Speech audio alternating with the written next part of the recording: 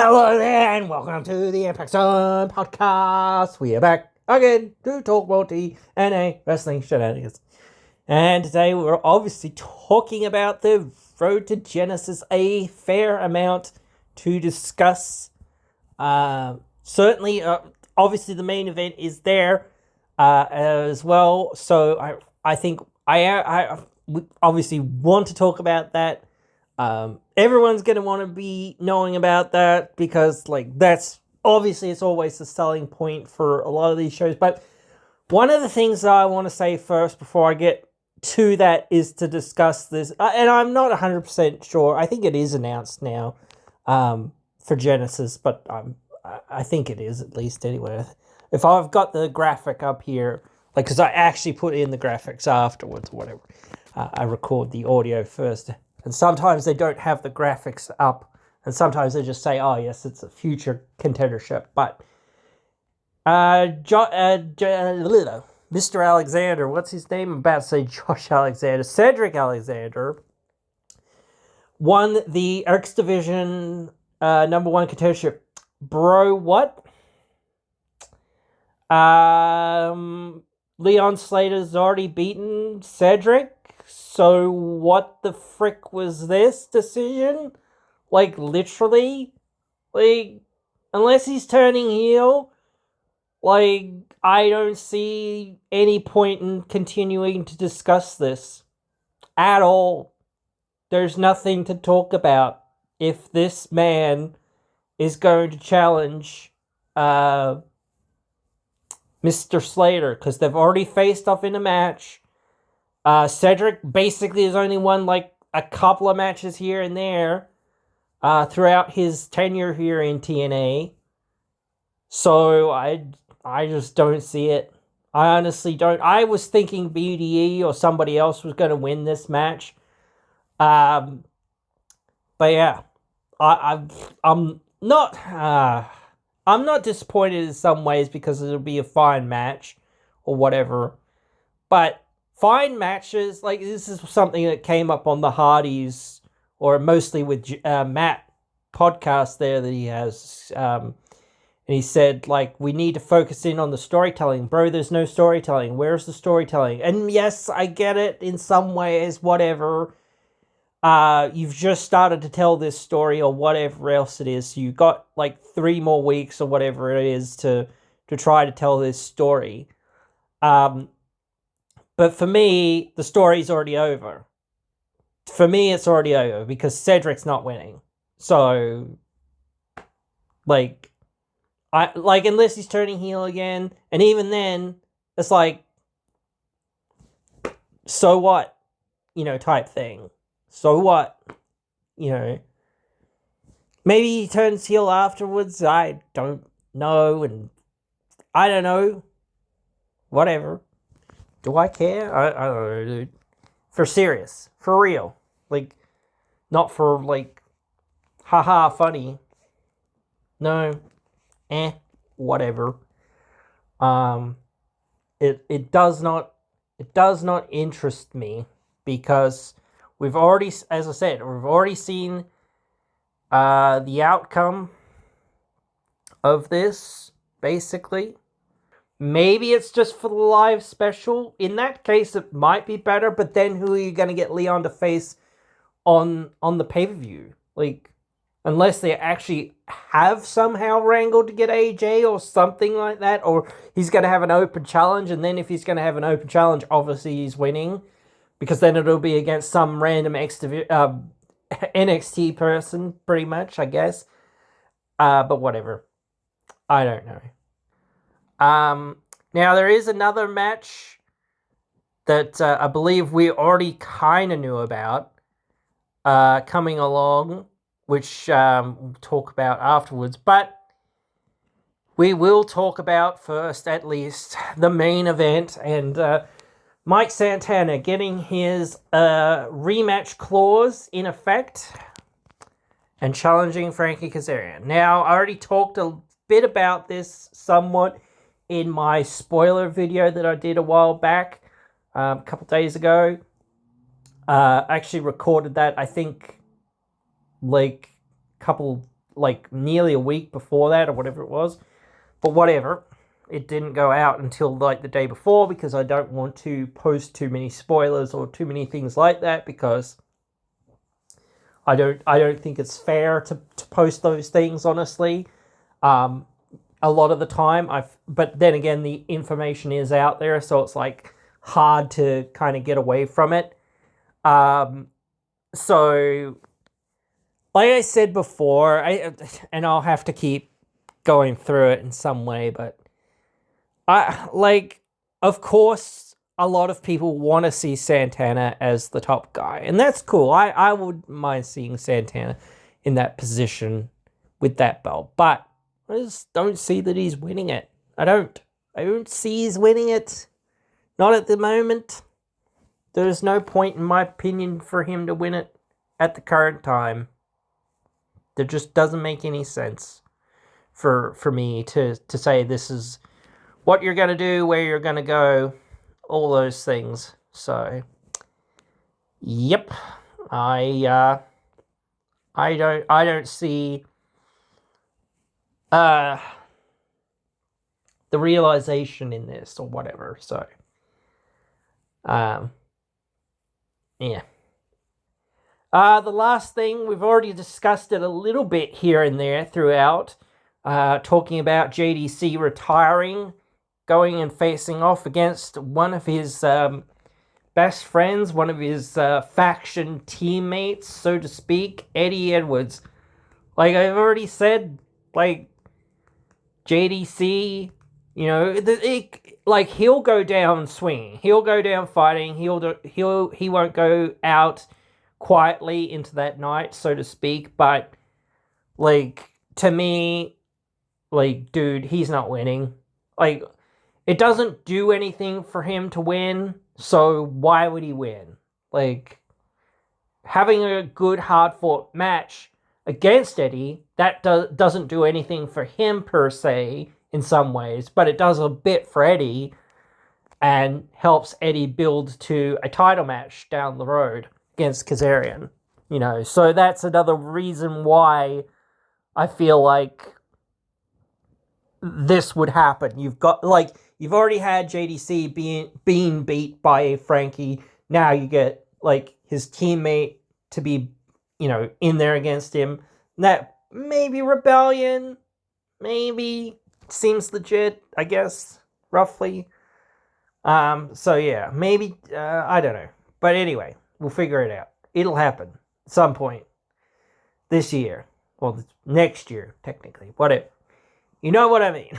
But yeah, like, yeah, I don't see JDC winning this match. So, but yeah. So, I'm very cool with the fact that, you know,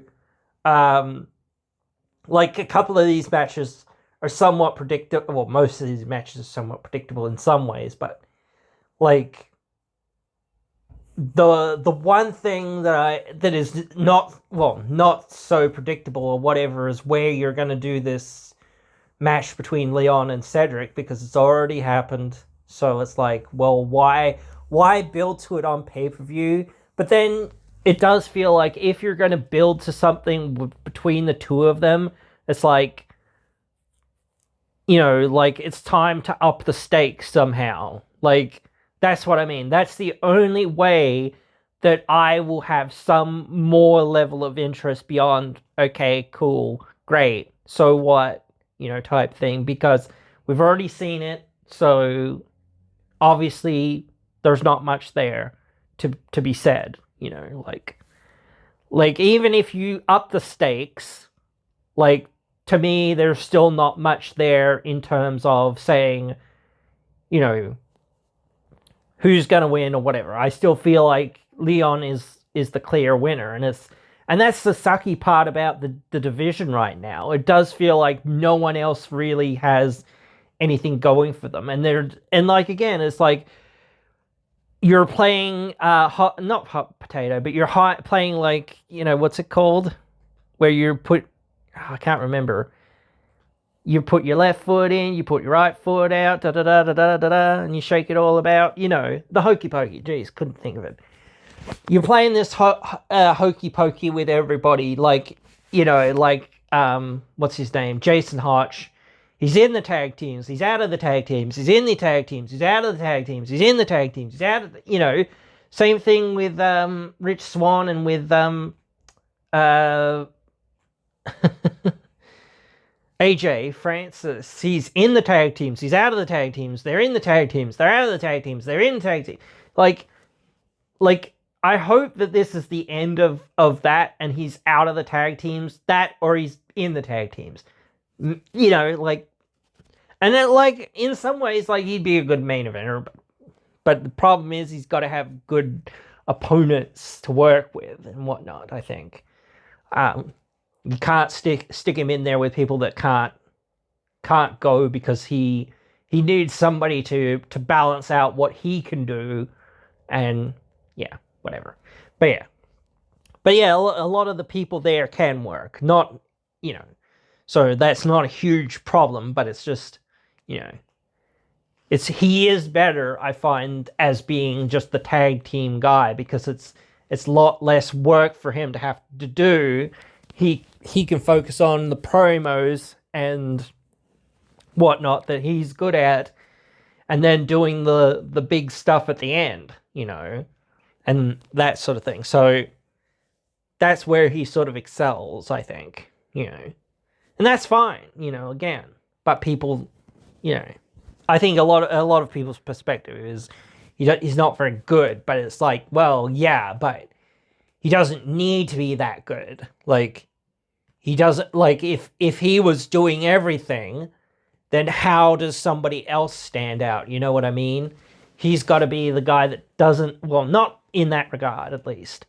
He needs to do his thing and do it well, and that's all he needs to do, really. So, but yeah.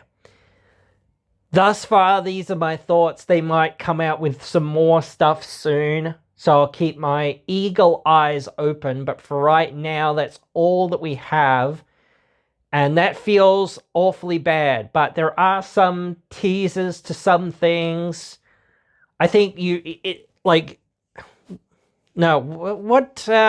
did Tessa last challenge for the title? Was it at Slammiversary? No, she was she facing, what's her name, Indy then? Was it Rebellion? No, I think she faced no, because if she faced Indy at Bound for Glory, or is that right? I don't know now. No, because Indy faced Kalani at Bound for Glory, so yeah, it must have been Rebellion. I think so. Yeah, it feels like you're starting to build to a Tessa program, that or something like that with Laying Lee, because it's she does hold a victory over Laying Lee, so that's, I guess, the plan there. I think it's a bad plan, and maybe the quicker that you get it over with and done with, the better. Maybe, I don't know. That might be their perspective, or that might be their thought. And she is one of the top ladies in the company, so I get it, but it's you've still got that negative perception, and especially going into this new era, you want to get rid of as much of that stink and all of that sort of stuff as possible. You want to move on from those things and get everyone to forget about that stuff and move forward. So, but maybe, hopefully, they will do that at some point fairly quickly, and that's my hope. I like Tessa's in-ring work and all that sort of stuff, but I do think, not professionally perhaps, but more on a casual professional level, the people that don't really know enough about the situation and whatever are always going to have that very strong opinion, and it's impossible to get past that. So I just think that it's better off the two sides part ways and say, hey, we gave it a good, college try or whatever, and thank you so much for, helping out and all of that sort of stuff. But I think like that is one person that we can afford to have their contract lapse or have them not re-sign or whatever. I just think like there's not that many other people that are on the roster that I feel like that's the situation for them. Even a couple of the people that have had, I don't know whether to say shady, but they've had some incidents in the past. Even Zachary Wentz has had some like incidents in the past that aren't too favorable or whatever. Rich Swann has too, and so has Moose and a few other people. I'm probably not gonna be able to name them all, so I'm just going through off the ones that I can remember straight, like off the top of my head or whatever. So, but yeah, still, that's where I'm at right now with the show. So, another part might be like I said this before with like where you might be building between like Danny and whatnot and Laying Lee. It's like, you know, okay, this is on pause, which is fine, but then it's like, well, for how long? You know what I mean? Like, obviously, in some ways, she hasn't earned that title opportunity yet, so you can still like start doing that. You can start taking her to that place and getting her to that spot or whatever, which is cool or whatever. But yeah, I don't think we'll see that for a little while. And I did say like as well, like in one of the previous episodes here, that it's like they've got to treat this upcoming live special, the debut on AMC, like the pay-per-view, like a premium live event or whatever. You've got to think of it like this. Like this is going to be a lot of people's first time tuning into TNA, either for a long time or for the first time. So, you know, you want it to be as big and like, you know, like prove the doubters wrong and whatever. That knockout of the park shot that you know, we all hope to get every time, but you know, you've really got to deliver it this time. So maybe that is why it isn't like this match between Leon and Cedric isn't announced at Bound for Glory, at Genesis. Don't know why I'm saying Bound for Glory, but whatever. But yeah, so, and I said before, like, if it's just going to be on TV, yeah, okay, sure. That is different if you're saying, okay, it's going to be on the live Impact, and maybe it's going to be a 60-man Iron Man. Okay, cool. Now there's something a bit more interesting there. Or something like that. I don't know. You know, you could do a whole bunch of different things. A whole bunch. You know, and it is very much like, how do you get there? And then what are you going to do at Genesis? Or whatever. So that's where I'm like at. Especially since it's like only the next day. Unless you're going to do another number one contendership. Like, I don't know. But yeah, guys, anyway, those are my thoughts for now. And of course, we'll continue to update as they do in the next few days, in the next few weeks. Obviously, there won't be much over the holiday period and New Year's period, but yeah, we'll do our best. And they might do some stuff on social media, but yeah, there won't be much to talk about as far as in-ring. Like, they have that next week's episode with the steel cage, and I didn't even realize that that's next week. I thought that was actually going to be in the new year, but whatever. So it seems like maybe the end of year awards are going to be on one show, or they're going to slip into the new year or something. I don't know.